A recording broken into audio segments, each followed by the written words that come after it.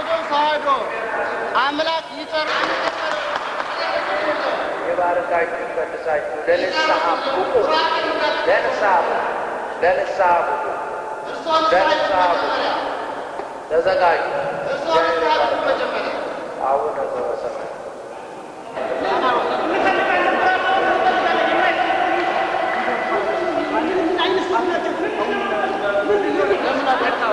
በዘረኝነት ደግሞ አንመራ የኢትዮጵያ ፓትርያርክ ነው የምንፈልገው።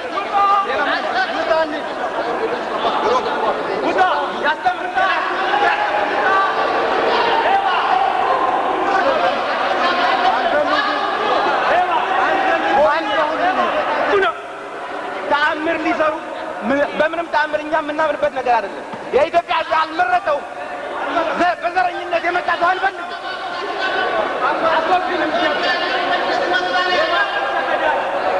ዘረኝነት አያስፈልገንም።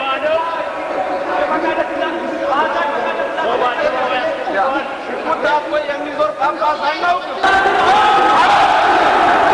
ጳውሎስ ነፍሰ ገዳይ ነው። ጳውሎስ ነፍሰ ገዳይ ነው።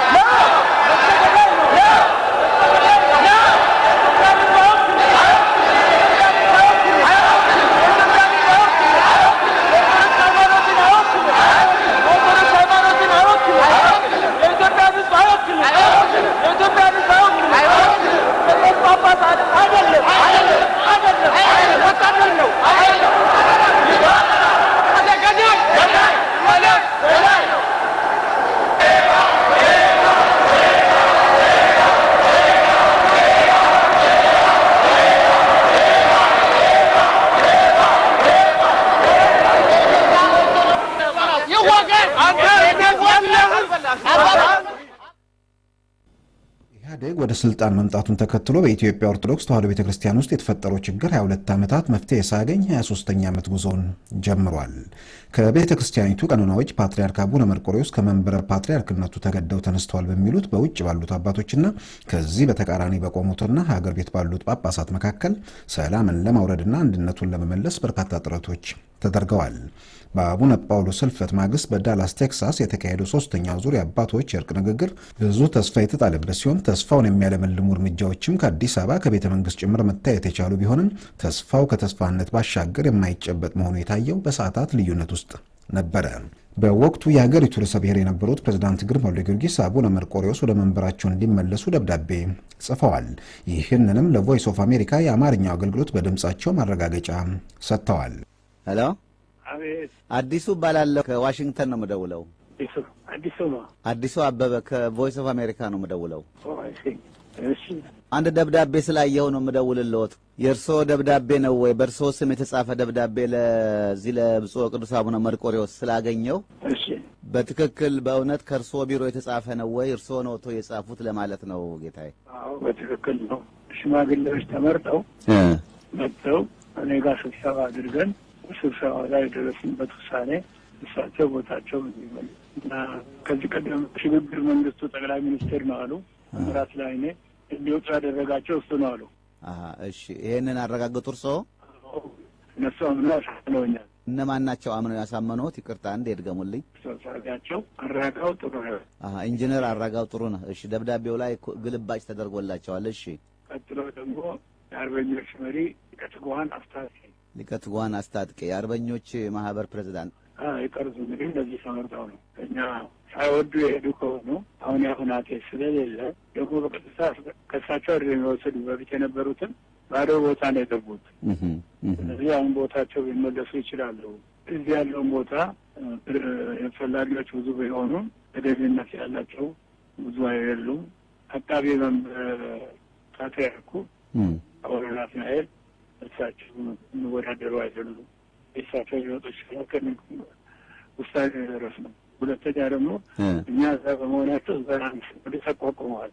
እዚህ ደግሞ ሌላ ሲኖዶስ አለ። በአንድ ቤተ ክርስቲያን ሁለት ሲኖዶስ አያስፈልግም። ሆኖም ባልታወቀ ሁኔታ ደብዳቤያቸውን ለመሳብና ቃላቸውን ለማጠፍ ተገደዋል። የእርቅ ሂደቱ ፍሬያማ እንዲሆን አዲስ አበባ ላይ ጥረት ሲያደርጉ የቆዩትና ከፕሬዝዳንቱ ጋር ግንኙነት የነበራቸው ግለሰቦች በወቅቱ በጸጥታ ኃይሎች ክትትል ውስጥ መውደቃቸው ኢሳትን ለመሳሰሉ የመገናኛ ብዙሃን የተሰወረ አልነበረም። ብፁዕ ወቅዱስ አቡነ መርቆሬዎስ ኢህአዴግ ወደ ስልጣን እንደመጣ በህመም ተሳቦ መንበራቸውን እንዲለቁ መደረጋቸውን በተመለከተ ፓትርያርክ አቡነ መርቆሬዎስ አልታመምኩም በማለት ከሚሰጡት ማረጋገጫ ባሻገር ታመዋል ተብለው የተገፉት ፓትርያርክ አሁንም ከ2 ዓመታት በኋላ በህይወትና በጤና ላይ ይገኛሉ። ከዚህም በተጨማሪ ኢህአዴግ ወደ ስልጣን ሲመጣ የድርጅቱ ሁለተኛ ሰውና የሀገሪቱ ጠቅላይ ሚኒስትር የነበሩት አቶ ታምራት ላይኔ አቡነ መርቆሬዎስ መንበራቸውን ተገደው መልቀቃቸውንና የተገፉበትን ደብዳቤ የፈረሙት ራሳቸው አቶ ታምራት ላይኔ መሆናቸውን አምነዋል። አቶ ታምራት ላይኔ ከእስር ቤት መልስ ሰኞ ታህሳስ 27 ቀን 2001 ዓ.ም አዲስ አበባ ከተማ በሚገኘው የአሜሪካ ኤምባሲ ከአምባሳደር ዶናልድ ያማማቶ ጋር ባደረጉት ውይይት የኢትዮጵያ ኦርቶዶክስ ተዋሕዶ ቤተክርስቲያንን በተመለከተም ማብራሪያ ሰጥተዋል። ፓትርያርክ አቡነ መርቆሬዎስ መንበራቸውን እንዲያጡና አባቶቹ 2 ቦታ እንዲከፈሉ ምክንያት የሆነውን ደብዳቤ የፈረሙት ራሳቸው መሆናቸውን በማረጋገጥና በመጸጸት አባቶቹን ለማስታረቅ በሚደረገው ሂደት ተሳታፊ ለመሆን ያላቸውን ፍላጎት አሳይተዋል። አቶ ታምራት ላይኔ ከአምባሳደር ዶናልድ ያማማቶ ጋር ያደረጉት ውይይት ጥር 4 ቀን 2001 ዓ.ም ወደ አሜሪካ የውጭ ጉዳይ ሚኒስቴር ተልኮ በሚስጥር ፋይሎች ውስጥ ተቆልፎበት ቆይቷል። የአሜሪካ የውጭ ጉዳይ መስሪያ ቤት ሚስጥር የሆኑ 251257 ሰነዶች በኢንተርኔት ቀበኞች ተዘርፈው በአደባባይ ሲበተኑ አቶ ታምራት ላይኔ ከዶናልድ ያማማቶ ጋር ያደረጉት ውይይት ነሐሴ 26 ቀን 2003 ዓ.ም ለሕዝብ ተሰራጨ። በወቅቱ የመንግስት ባለስልጣን ከነበሩት ከአቶ ታምራት ላይኔ የተሰጠው ይህ ምስክርነት በሂደቱ ላይ ብዥታን የገፈፈና ወደ ሰላሙ እንደሚያደርስ ቢታምንም መረጃዎች እንደሚፈነጥቁት ጣልቃ ገብነቱ በመቀጠሉ ሳቢያ የተለወጠ ነገር አልተመዘገበም። መስከረም 11 ቀን 2000 ዓ.ም ለብፁዕ አቡነ መርቆሬዎስና ለሟቹ ፓትርያርክ ብፁዕ አቡነ ጳውሎስ በተጻፈ ደብዳቤ የተጀመረው የእርቅ ድርድር የመጀመሪያው ውይይት በዩኤስ አሜሪካ ርዕሰ መዲና ዋሽንግተን ዲሲ ላይ እንዲካሄድ መርሃ ግብር ቢያዝለትም ሁለቱ ወገኖች ፊት ለፊት ለመገናኘት ባለመፍቀዳቸው ሂደቱ ሳይጀመር ተጠናቋል።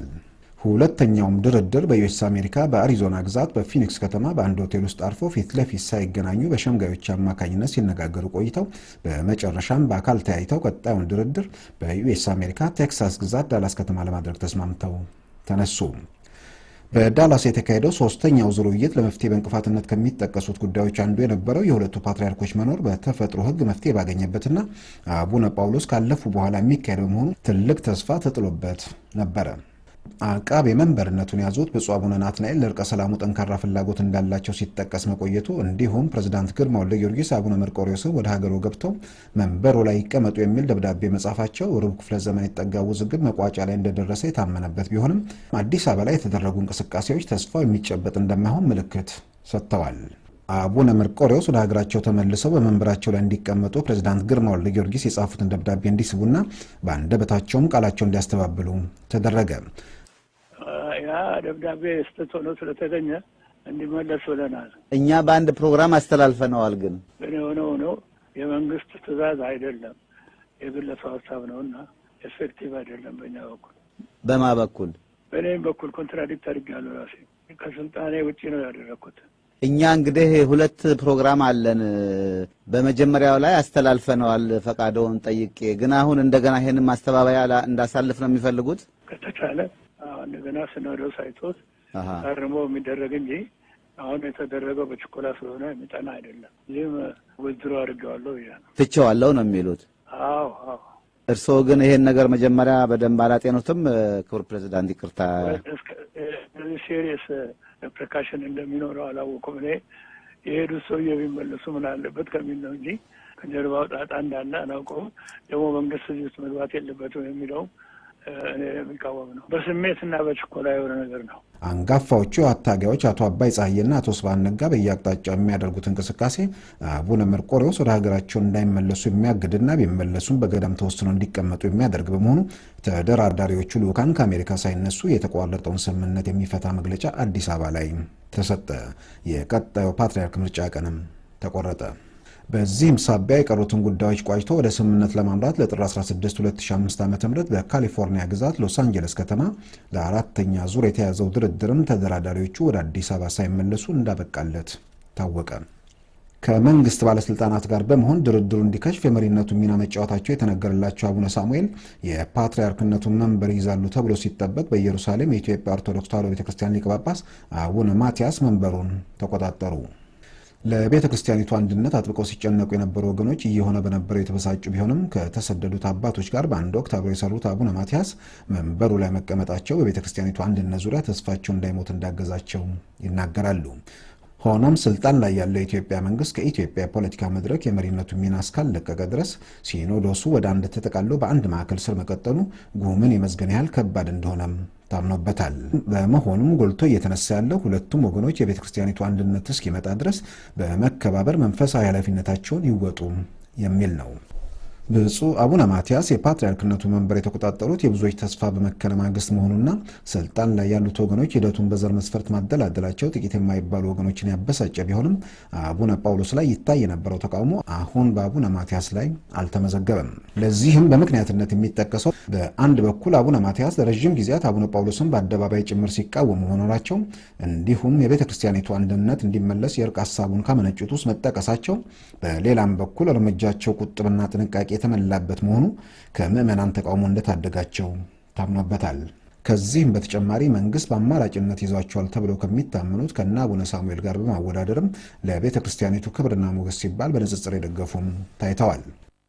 እርግጥ ነው አቡነ ጳውሎስ መንበረ ፓትርያርክነቱን ከያዙበት ጊዜ ጀምሮ በተቃውሞ ውስጥ አልፈዋል። በአዲስ አበባ ከተማ በቀጨኔ መድኃኔዓለም ቤተ ክርስቲያን መጋቢት 27 ቀን 1986 ዓ.ም በተነሳባቸው ከፍተኛ ተቃውሞ ታቦቱ በሴቶች በር እንዲገባ ተገዷል። በልደታ ማርያምና በቅዱስ ዮሐንስ ቤተ ክርስቲያን ምዕመናን ተደብድበዋል። ቢያንስ አንድ ሰው ተገድሎ በርካቶች ወደ ኮልፌ የፖሊስ ማሰልጠኛ ተግዘዋል። በተመሳሳይ ጥር 1 ቀን 1989 ዓ.ም በአዲስ አበባ ከተማ መስቀል አደባባይ በሚገኘው ቅዱስ እስጢፋኖስ ቤተክርስቲያን ታቦተ ሕጉ በቆመበት አቡነ ጳውሎስ ባሉበት አባ ፈቃደ ሥላሴ ተስፋ የተባሉ ባህታዊ በጥይት ተገድለዋል። ባህታዊ ፈቃደ ሥላሴን በመግደል በአደባባይ የተመሰከረበት የአቡነ ጳውሎስ የእህት ልጅ አቶ ያሬድ ከበደው ለቀናት ከታሰረ በኋላ በሳምንት ሳይሞላው ከእስራት ተፈቷል። አቡነ ጳውሎስ በምርጫ 97 ማግስት መስከረም 16 ቀን 1988 በመስቀል አደባባይ የደረሰባቸው ከፍተኛ ተቃውሞ የሚጠቀስ ሲሆን አቶ አርከበ ቁባይ አብረዋቸው መገኘታቸውም ቁጣውን ያበረታው ነበረ። Meanwhile, the Federal Police Commission said as the Damara celebration was underway, some individuals wreaked havoc by throwing stones from which the windows of a nearby mobile oil filling station were battered and decorative light bulbs at the square were also broken. The Commission said the attempted violence was quickly put under control. Workers of the filling station told ENA's reporter on the spot that the damage could have been much worse if they had not put off the electric valves of the station quickly. 7 policemen were hit. Police said they have identified the perpetrators and their motives, adding appropriate legal measures would be taken against them.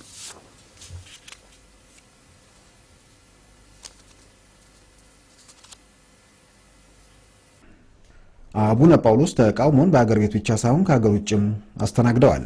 በዩኤስ አሜሪካ ሜሪላንድ ግዛት ባልቲሞር ውስጥ በምዕመናን በእንቁላል የተደበደቡበት፣ እንዲሁም በጥር 1989 በጀርመን ሀገር በፍራንክፈርት ከተማ ከመቅደስ ውስጥ የተባረሩበት ሁኔታም ይጠቀሳል።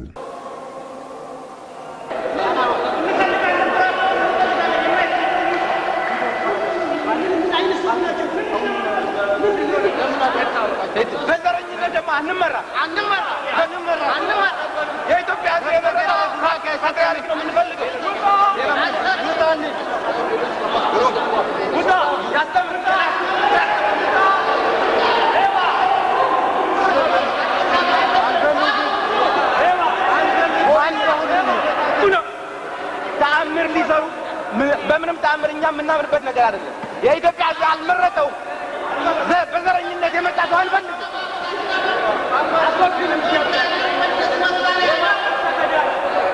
ዘረኝነት አያስፈልገንም።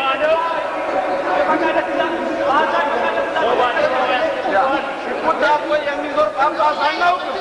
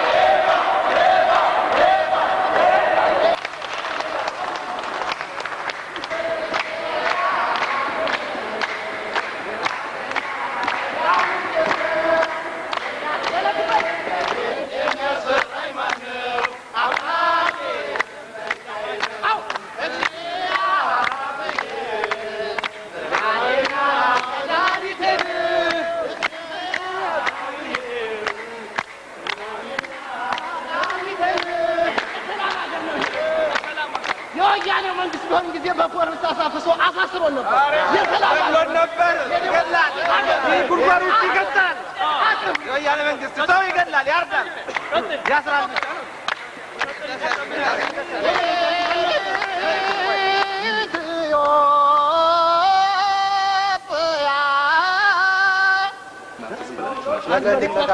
ነጻነት ኮን የሌላ ሰው ነጻነት ክርስቲያን እምነትን አይወክልም መሪ ሊሆንም አይችልም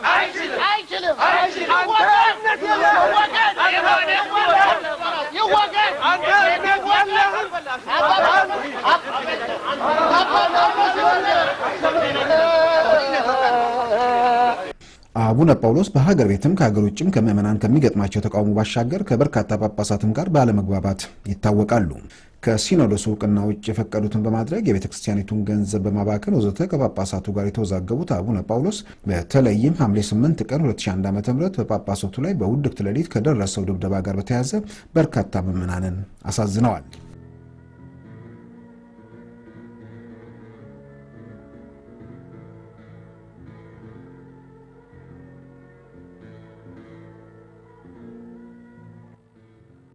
ጉዳት ለማድረስ ብዙ ሞክረው ነበር።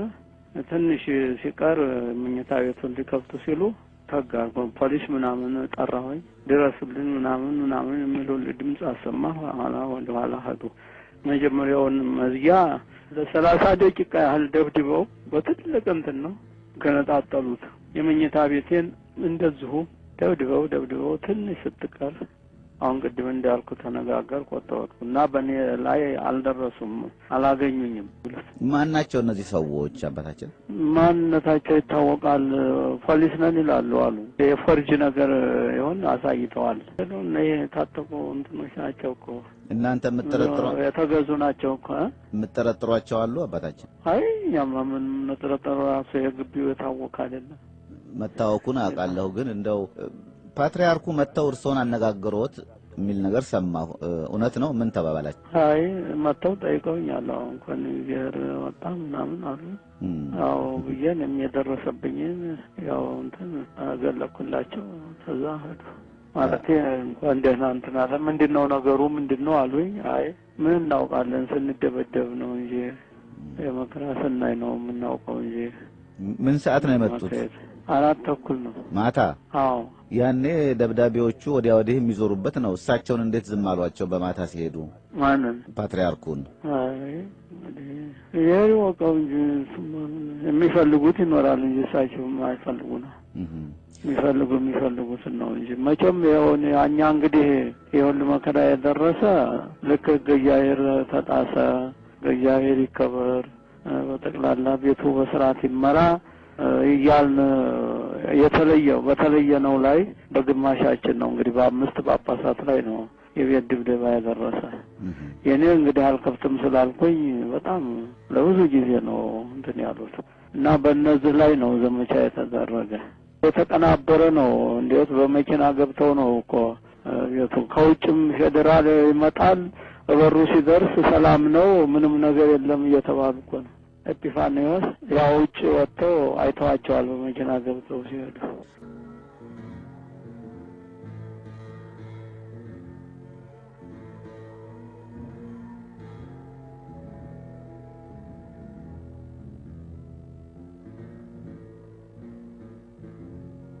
በትናንትናው ዕለት ከምሽቱ 4:30 ሲሆን በመኪና ማንነታቸው ያልታወቀ ሰዎች መጥተው በሬን በኃይል ቆረቆሩ። እኔ እንኳን ወደ መኝታ ክፍል ገብቼ ነበረ። የኔው ልጅ ወጥቶ ማን ነው ብሎ ጠየቀ። ዝም ብለው ክፈት እያሉ ብቻ አስቸገሩት። ቀደም አድርጌ በር ቢንኳኳ አትክፈቱ ማስጠንቀቂያ ሰጥቼ ስለነበር ሊከፍቱ አልፈለጉም። እኔ ነው መልሰው አነጋገሩኝ። ሹፌሬም ነበር። ከዛን ያው በቀጥታ እንግዲህ ራሴን ለመከላከል ወደ ፖሊስ ጣቢያና ወደ ቤተሰቦች አካባቢ ወዲያው ስልክ ደወልኩ። እነሱ ለ10 ደቂቃ ያህል ትንሽ ከበድ ያለ ማንኳኳት በእግርም ይመስለኛል እንጂ እጅም አይመስለኝም። በጣም ይጮሃል በሩ። አጋጣሚ የእግዚአብሔር ፈቃድ ሆኖ በሩ አልተከፈተላቸውም። ከ10 ደቂቃ በኋላ ተመልሰው ሄደዋል። ከዚያ በኋላ ያው የፖሊስ ኃይሎችም ያው ቤተሰቦችም መጡ፣ ደረሱልኝ። ይሄንኑ ዕለታዊ ሁኔታ የደረሰውን ፖሊስ ጣቢያ ሄጄ ማምሻውኑ አስመዝግቤያለሁ። እግዚአብሔር ይመስገን ምንም አይነት ጉዳት በእኔም በቤቴም ላይ በቤተሰብም ላይ የደረሰ ነገር የለም። ይሄ ጉዳይ በዚህ በአሁኑ በሲኖዶሱ ስብሰባ ጋር የተያያዘ ይመስለኛል። ይሄንንም ለማለት ያስቻለኝ የኔ ቤት ብቻ ተደብድቦ ቢያድር ኖሮ ዘራፊ ነው ለማለት እችላለሁ። ግን በአንድ አይነት ሰዓት ውስጥ በመንበረ ጵጵስናውም ከ4 ከ5 ያላነሱ ሊቃነ ጳጳሳት ቤታቸው እንዲሁ ስለተደበደበ እንግዲህ የጋራ ጠላት ልበለው መቼስ ሌላ ቋንቋ የለኝም፣ እንደዛ ሊሆን ይችላል ብዬ ገምታለሁ።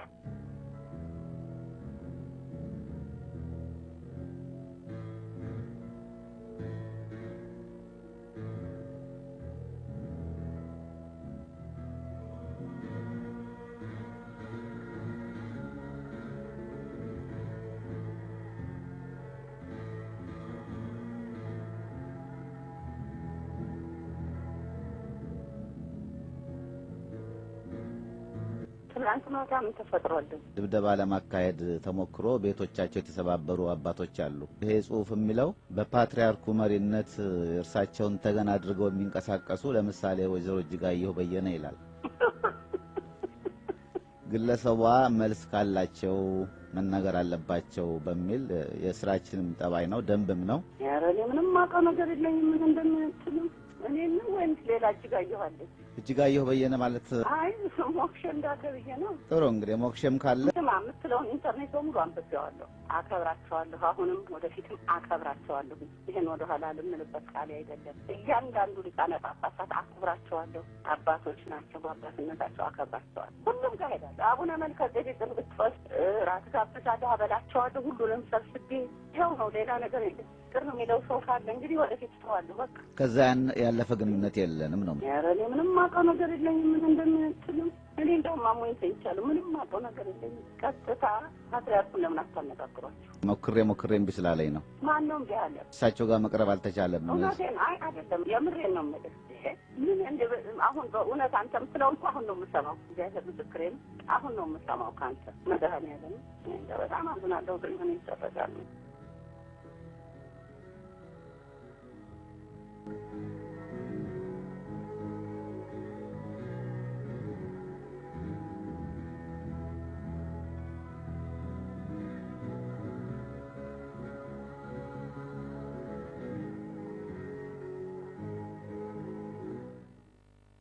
የተደበደቡት ከአቡነ ጳውሎስ ጋር በስብሰባ ያልተግባቡት ጳጳሳት መሆናቸውን ከድብደባው ጋር በተያያዘ ጥርጣሬው እርሳቸው ላይ ያረፈ ሲሆን ደብዳቤዎቹን በመምራት ተጠርጥረው የታሰሩት የእርሳቸው መቋሚያዥ አባ ዕንቁ ባህሪና የእህታቸው ልጅና አባ ፈቀደ ስላሴ ገዳይ ተብሎ ታስሮ የተፈታው ያሬድ ከበደው መሆኑ ሂደቱ ከእርሳቸው እውቅና ውጭ እንዳልሆነ ያመላከተ ሲሆን ታሳሪዎቹ ወዲያውኑ መለቀቃቸው ጥርጣሬውን የበረታ አድርጎታል።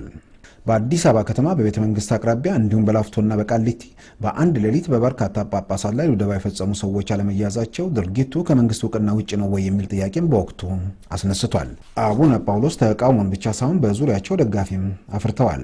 በጳጳሳቱ ድብደባ ተዋናይ መሆናቸው ከተነገረባቸው አንዷ ወይዘሮ እጅጋየሁ በየነና ሌሎችም በስብሰባ ማዕከል ትልቅ ድግስ አዘጋጅተው ሰማዕት እምበለደም ወይንም ደሙ ያልፈሰሰ ሰማዕት እያሉ ሲያወድሷቸውም ታይተዋል።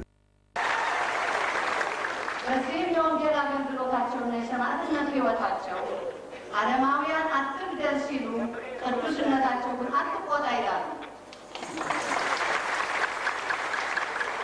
ዓለማውያን ከልክ ያለፈ በቀል አትውሰድ ሲሉ ቅዱስነታቸው ግን በቀል የእግዚአብሔር ነው ይላሉ። ዓለማውያን ክፉ አትስራ ሲሉ ቅዱስነታቸው ግን ክፉ አታስብ እንጂ ይላሉ።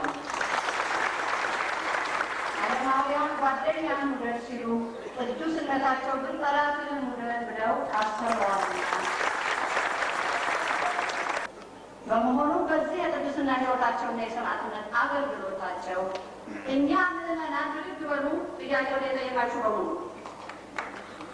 ብድግ በሉ። አባቶች፣ እናቶች፣ ለዚህ ጥያቄ እንድናገር ያቀረባችሁኝ እናቶች፣ አባቶች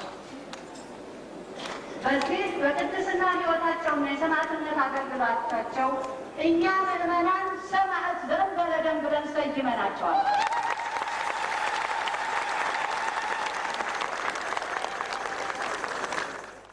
የውዝግቡ መነሻና አብይ ርዕስ አቡነ ጳውሎስ ከነሐሴ 10 2004 ወዲህ የሉም።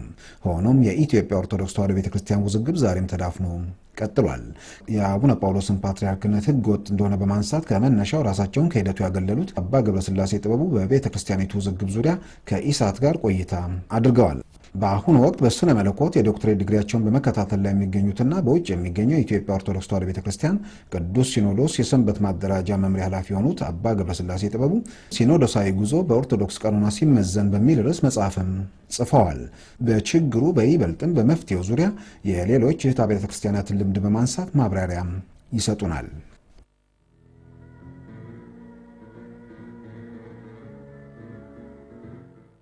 ክቡራን ተመልካቾቻችን ከጥቂት ደቂቃዎች በኋላ እንመለሳለን።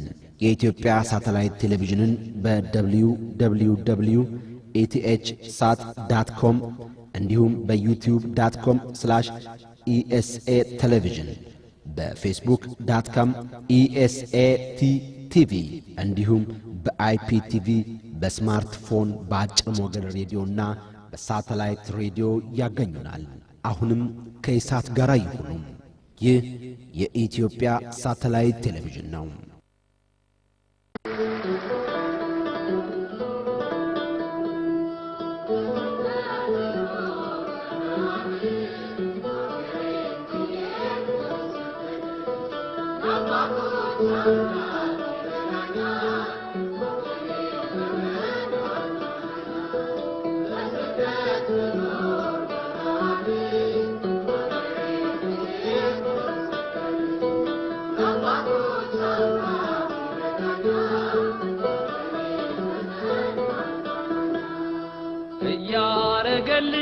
ገደሉን መንገድ እየሆነልኝ በአዱ ዘመድ ፍርድም እንኳን ከቅድስት አገር ከኔ ጋራ ነው እግዚአብሔር ከኔ ጋራ ነው